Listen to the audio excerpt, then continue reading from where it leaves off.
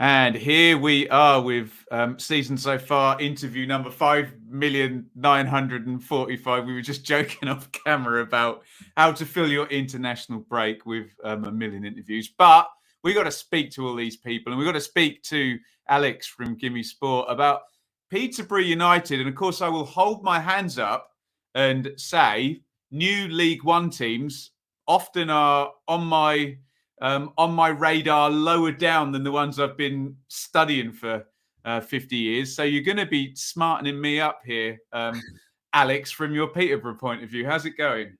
Yeah, I'm good, thank you, mate. I mean, hopefully I can, but like I said off air, I've seen a lot of your work and you know your stuff, so I'm sure this will be a schooling for both of us, I reckon. Stop it! I'll bow to your superior knowledge on the Posh. So look, let me give you the general groupthink conceived wisdom, and then you can add a bit of detail. So I think most Championship fans looked at Posh as a side that kept kind of getting near and failing, and people were very unkind and mocking of this inability to get promoted. But everyone looked quite jealously at this model of being a great place to go if you're a third or fourth tier striker, because the entire philosophy funnels into you scoring goals, and quite happy to sell on at a premium. And of course, we see Ivan Toney very close to the England squad, and Johnson Clark Harris. So a lot of good work, I think, done. A lot of people look at your outspoken chairman, who's very good value, I have to say, on Twitter. He's rivaling Andy Holt in the most honest chairman stakes. And also the third thing, rightly or wrongly, we see Peterborough as an attacking side that are exciting and open, score a lot of goals, but will lose games as well. How close is the group think to reality then, Alex? Pretty spot on, you know. I mean, for years it looked like we were never going to escape that damn League One. And every year it just got stronger and stronger. Some massive teams are now stuck there. I felt like we were going to be stuck there, especially when the pandemic hit, because I was pretty adamant we were going to go up that year. Then obviously what happened, and typical Posh, we go up when we can't go to the games. So we couldn't go, and we have a brilliant season. But yeah, we're an exciting team. I do think we are exciting. No matter who I talk to, I always say both teams to score is usually a good banker. There's usually a lot of goals, and you're spot on with the conveyor belt of top class strikers. I was thinking before we came on air, the amount of players that I've seen in my time, starting all the way back from Leon McKenzie. Then you go to Craig Sombalonga. Yeah, Britt Sombalonga, Dwight Gale, Marriott, Jack Marriott, Craig McHale-Smith, Aaron McLean. Craig McHale-Smith, you just got ahead of me. It's some proper good strikers, yeah? Yeah, and then Ivan Toney comes and somehow beats the ones before him. I mean, I've said to many people he's the best player I've ever seen at Peterborough, and I'm convinced that an England call-up is just right on the corner for him. And I'm also convinced, with no disrespect to Brentford, a big move is in his future as well. I think he's the perfect modern-day striker. And yeah, I was gutted when he had to leave, and he left with his last season behind closed doors, or the season before that. Sorry, we never really got to say goodbye to him because the season got cancelled. So yeah, it's a shame that we lost Ivan Toney the way we did, but you're pretty spot on with the analysis of Peterborough United, that's for sure. Yeah, I think I went just to touch on Toney because it's been such a great story. I think I went on the same journey a lot of people went on last season, where and only really the Peterborough fans knew this, but where I thought I'd seen him and Dembele and Smodic dismantle Ipswich actually in League One, and I thought, okay, good player. Here he goes into the Championship. But I think two things were true. I think he was better than everybody thought, and he improved as well. And it's just that all those things intersecting, and he's just gone, Yeah, I mean, I was adamant he would do well in the Championship. I'd watched enough of him to know he wasn't just this good League One player, because, I mean, the players I mentioned before that have left Posh, you could argue not many of them really set the world alight after leaving the club. But Ivan Toney was different. He was different for Posh, and he's a different level now. And I didn't expect him to go and break records in the Championship, but as soon as he did that, I knew the Premier League would be not easy for him, but he'd be able to fit in nicely there, and he's doing that now. And last thing on Tony, I promise. Thomas Frank says he's the world's greatest penalty taker. At the moment, it sounds ridiculous when you first hear it, but anybody watching, present me an argument against him being the world's best penalty taker. If you watch all his penalties back, and when someone saves one, it's going to look very silly, but he keeps smashing them in, doesn't he? Anyway, so unfortunately, some of the some of the cliches and the groupthink that probably irritates Posh fans has kind of turned out to be true in respects of I'm looking at a team that's conceded 23 goals, which is comfortably the most goals conceded in the division. In 23rd spot there. And I mean, there's two ways of looking at that table, Alex. But for Derby, they'd be bottom. Yeah. But they are 4 points away from 14th. There's another kind of more positive spin. Even Darren McAntony, in his own inimitable way, said, "You're terrible away from home." But unfortunately, this home defeat late on against West Brom, and then another reasonably late one against Bristol City. Now the home form starts to go. Talk to me about improving that defensive record, or whether that's just not going to happen. It's just systematically you'd be robbing Peter to pay Paul. And talk to me about the home and away tension. Yeah, I mean, where do you start? There's so much to undress with Peterborough United, about the form and also the points that we've got. We're a few points off where we should be, in my opinion. Obviously, the table doesn't lie. In relation to performance? Performance, yes. I mean, you look at the Cardiff game, we were 2-0 up with 7 minutes to go, and we were playing really well. Cardiff at the time had started the season really. Obviously, what's happened to them recently, they've dropped off a cliff. But at the time, they were playing really well, and we looked brilliant. We went 2-0 up, but we conceded 2 goals in the last 10 minutes to Aidan Flint. And we dropped points there. The West Brom game, went there fully expecting getting battered, and we held our own. Last kick of the game, pretty much, they go and score again. Disheartening, heartbreaking. We deserved more.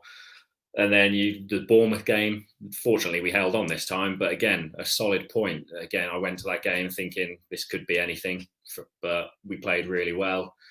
And then you get the Bristol City game where you go 1-0 up, you then get back in the game, but again you concede late on. You're just not learning the lessons of the Championship. You can do this in League One and then find a way back, but in the Championship you just get punished for these sort of results, and you slowly drift away. And then the more frustrating thing is we are capable of competing in this division. I generally do believe we are. You look at the Birmingham game, we absolutely blew them out of the water with a 3-0 home win. But like you say, the difference is home and away. I've said before on shows, I can't see us winning many away games at all. I just don't see it. You can accept losing to Luton away and losing to Sheffield United away. But when it comes to, you're losing to the Readings and the Prestons as well, it starts to get a bit worrying. And then you throw into that the fact that we're conceding goals, which we've always done. Like you say, it's in the DNA of Peterborough United. League One, League Two, even years back, we would win 5-4, we would win 4-3. Sadly, you can't do that in the Championship because there's better teams. And we're sadly still conceding the 3, but we're no longer scoring the 4. So it's a problem that they'll know about. The away form is abysmal. Terrible is a compliment from Dara, to be honest. It's abysmal. And we don't look like we're ever going to pick up a point away from home at the minute. So yeah, there's glaring issues there. You're conceding late goals. We're also away from home. We're conceding goals in very quick succession. So we'll go 1-0 down, and then before you know it, you're 2-0 down. And in the Championship again, that the game just runs away from you then. So maybe a bit naive, and just we need to learn lessons a lot quicker. You're right. It's not about learning the lessons, it's about learning them really fast, isn't it? And then you get that. It's annoying because sometimes you sound silly analysing it in this way when there's been a poor run that's quite long. But you do look back at games like those 2 home games you mentioned, and just the difference in psychology if you draw against West Brom and you beat Cardiff is totally different than how it played out. And that's without being an apologist or a fanboy for the team. It is and then, I saw it in 18-19 with when Ipswich got relegated. All those things you said, being in a game and then the slightest little tripwire is laid and you lose the game. And exactly that's that. Like the fragility. The Reading game away from home, it was one of the worst games of football in terms of quality I've seen for a long time. The first 45 minutes, neither team could keep the ball. I think I remember you tweeting about it. Actually. It was awful. Quite funny. Yeah, it was awful. Like both teams, the ball was just bouncing off the players. They were passing it off the pitch. It was terrible. And then John Swift scores a 30-yard free kick. And then he'll do that. Yeah, exactly that. And then kickoff, they score again and it's 2-0. And all of a sudden, a game and we actually started the second half, the better team. But then before you're 1-0 down, then you blink and you're 2-0 down, and it's sadly game over then. We did get a goal back, but we're not learning those lessons quick enough, sadly. So who's stood out then? Again, from my less knowledgeable position than you, Dembele looks a player. I really liked George Grant in League One, and I really liked Knight, who was on loan at Wycombe. And the young lad, Burrows, who's like either a wing back or a number 10 or wherever. Who stood out for you so far, Alex? I think any Posh fan you ask this would be Nathan Thompson. He's been absolutely unbelievable at the back. If he doesn't win Player of the Season already, someone's going to have a hell of a, well, not second half of the season, but someone's going to have to kick on and have a really good remainder of the campaign. He's been assured at the back. He's good with the ball at his feet. He's happy to take on a couple of players. He's happy to get stuck in. He's just been superb at this level. A really, really good performance from him so far this season. And also Norburn in centre mid. From people, Shrewsbury, yeah?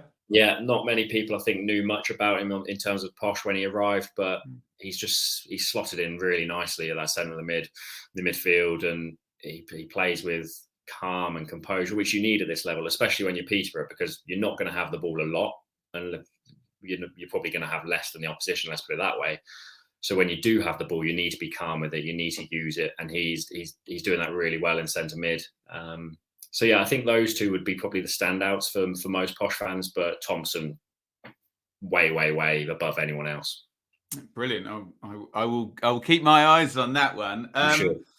Which players single out one, but in the most positive sense, do you expect more from? And if this was QI, I would say Johnson Clark-Harris, but then expect a big siren to go off because it's the cliche answer. But is it the cliche answer after 31 goals last season? Yeah, it's got to be, hasn't it? I think it's, like you say, it's probably the easy answer. But yeah, he's not been good. He's not been anywhere near what he was last year. At the start of the season, he wasn't 100% fit. That was well documented. For some reason, we had a lot of players that just weren't 100% fit when the season started. Dembele was another. But Johnson, yeah, he's not looked the player he was last year. He looks a bit lazy. He looks a bit fatigued. And whether that is still the fitness issue, I don't know. But a lot of Posh fans are noticing it a lot. And he's getting a lot of criticism after every game. He didn't obviously play against Bristol City, and Sammy Schmodic came in and scored 2. And all of a sudden people are saying, is Clark-Harris, the man who needs to be dropped? But I still believe we are a better team with a fit and fresh and motivated Johnson Clark-Harris. I thought he would settle in the league nicely because he's that big lad up front, and he does still bully people, but at the minute he doesn't seem that interested. And I don't know if it's because of this whole ban that's been looming, and he knows he's going to be out for a few games. It's just he hasn't really shown what he showed last year, and obviously the opposition's 10 times better, of course it is, and we get less of the ball, and less chances created. But yeah, if we want to stay up, he needs to start scoring goals. Yeah, absolutely. I've been asking everybody if we do this at Christmas, higher or lower, and obviously that's a tricky one in 23rd. And I'll throw in the caveat that having chatted to Reading writer earlier today, there may be a deduction coming down the pipeline for them as well. I suppose you're looking at you're not just looking at who would the Posh be moving above, but also who would be moving underneath and below.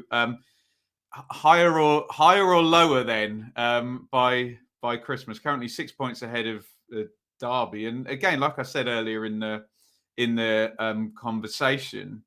It is the championship, and 7 points in 4 games, and you're probably 6, 7 places higher anyway. Exactly that. I mean, if it's any lower, Christmas is cancelled. So again, I can't say lower. So I'm going to have to say higher. We've got some winnable games coming up. After the international break, we have Middlesbrough and Hull. I know both are away, so you probably immediately say, well, you're going to lose both of those. But they are games that we need to win. I think we've got QPR at home, who, yes, they've had a good start, but still could be deemed a winnable game for us. So yeah, I'm not worried too much yet. We've played some tough teams already, to be honest. We've played Bournemouth, we've played West Brom, we've played Coventry, who have surprised a lot of people. We've played Luton, who are a solid team. We've played Sheffield United, and Cardiff at the time are also decent. At the minute, not so much, but we have had a tough start on paper, and I think there are winnable games from now up until Christmas. So I think we'll be higher, but maybe not that much. But I still believe in us. Absolutely. And we've got to do the grade, the old school GCSE grade. I assume it's probably going to be quite a low one, because I think everybody kind of looks at it. And my kind of mile stick, if that's the right word, I think I'm mixing my metaphors here. Remember Blackburn a few years ago? They were good in League One, and they came up and they had Dak and Graham. So they had goal scorers, and they kind of just rode their momentum. And I think they finished in the bottom half in the end. But for most of the first half of the season, what that kind of taught me is, if you do have a side firing in League One, they can often come in, and on the basis that there'll be some dirge in the bottom of the Championship, they find their way to the middle fairly quickly. That would have been the big upside, but that hasn't happened. So what would be your grade for Peterborough? Well, it's fun. I watched the Millwall episode of this actually earlier today, and the guy on separated it into sort of two, didn't he? Where they actually are, but also what they're watching, sort of thing. So obviously, there's a whole debate for them about this entertainment factor. And performance-wise, all the home games, I think we've played pretty well. We've played as expected. Away from home, you can just give an F or a U. Didn't even finish. It's just not been worthwhile. So it's frustrating, because we aren't where we deserve to be, in my opinion. And people look at it from the outside who just see results, and they're like, oh, they've lost again, or they've drawn again. But being at the game and watching the 90 minutes, there's at least 4 games where you're thinking, oh, we should have had 1 point, or we should have had 3. But yeah, you're sitting 23rd. You're only not bottom because of a points deduction. You can't give it any more than a D, I'd say, because it's just it's a bit too optimistic to give it anything higher. So yeah, I'd have to give it a D, sadly. Fair enough. No, well said. Well said.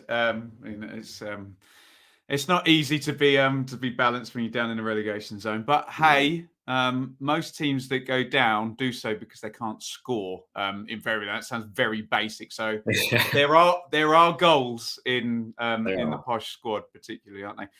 Alex, thank you very, very much for giving up your time. And where can people find you on Twitter? And tell us a bit about Give Me Sport. Yeah, so I'm just at Alex Batt on Twitter, and then I'm the academy manager at Give Me Sport. So yeah, all sports, football, boxing, UFC, head over to givemesport.com. But for my personal, it's at Alex Batt on Twitter. And a good follow for Posh, as I've found so far this season. Mate. Thank you. Alex, thank you very, very much for giving us your time, and good luck to the Posh, and keep up the good work, matey. Thank you, and you, buddy.